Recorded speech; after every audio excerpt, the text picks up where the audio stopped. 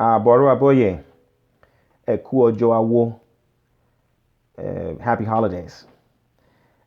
Today happens to be Christmas Day, and it also is Oseifa, and it's a great overlap, because it brings right into focus the question of whether or not Orisa devotees ought to practice, Christmas, ought to celebrate Christmas. And usually, when we start talking about Christmas and Easter and the New Year and Thanksgiving and all these other holidays that are big deals on the Western calendar, we get into a variety of different kinds of debates around colonization, around slavery, around the legitimacy or the validity of Christianity of all at all. We can get all into the constellations and whether or not Jesus represents the morning star that's rising in the solstice, and what I mean. We get all into it. It's all fascinating. It's very important information on a certain level, okay, on a certain level. But then, really, more practically, all that stuff is a tangent. Okay, all that stuff is a tangent. Christians themselves are I don't think anyway. I don't think they're all caught up in it on that level, because Christianity as a religion permeates every dimension of Western civilization. Okay, Christians own the bank and the post office and the court and the police station and the school board and the supermarket and the trucking industry and supermarkets and public works, you name it, right? All of these different social institutions are headed by Christians, and they are organized according to Christian values. And the calendar, where all of their national holidays and all that, it reflects Christian values.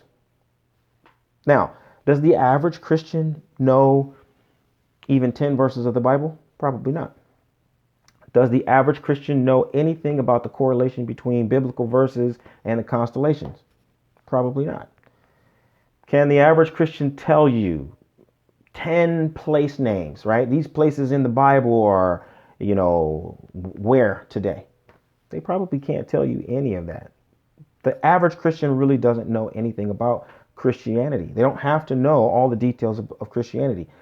Their higher ranking priests and scholars are the ones who are responsible for keeping that information, and they disseminate it as necessary. Obviously, it's not that big a deal because they're not talking about it. I'm sure amongst themselves, they're hashing it out and having all kinds of, interesting debates. Amongst the nerds, the Christian nerds are talking about all that. The average person doesn't care about all that, and they don't have to care about that. Why? Because the whole society reinforces their value system. If you want to have an influence and an impact at that level, then you, as an Orisha devotee, you've got to control the bank. You've got to control the school board. You've got to control a supermarket or a chain of supermarkets. That's where the power is. And then when you control that, you own those businesses, you control those industries. When you say that today is a holiday and your people can have the day off, then guess what? All of your people will have the day off. When you say that this is the holiday season and there's 2 straight weeks, hey, we're doing Oshun. And the Oshun festival, we're going to shut down everything. All of our people are going to be celebrating. They're going to be preparing for the big day. And they can take that time off. Why? Because they all work for you at the bank or at the car dealership or at the school or whatever it is. Until that point, arguing with other people about their holidays and their value system and all, it just doesn't have any impact. I'm saying? You're free to do it. But I'm telling you that if your desired effect is actually being able to create that kind of an influence, then we've got to change our focus from religion And we've got to start to really zero in on leadership, on seizing power, on organizing ourselves in such a way that we can have that kind of influence on our people. So as we move towards that, I wish you a happy holiday. I hope you enjoy yourself. If you are not celebrating Christmas and your family is off doing that, great. Work your shrine. I spent the morning throwing Obi, washing everything up and getting ready for, what's coming down the pike for us within the temple. And that's great. Um, but that's your opportunity. That's your great challenge.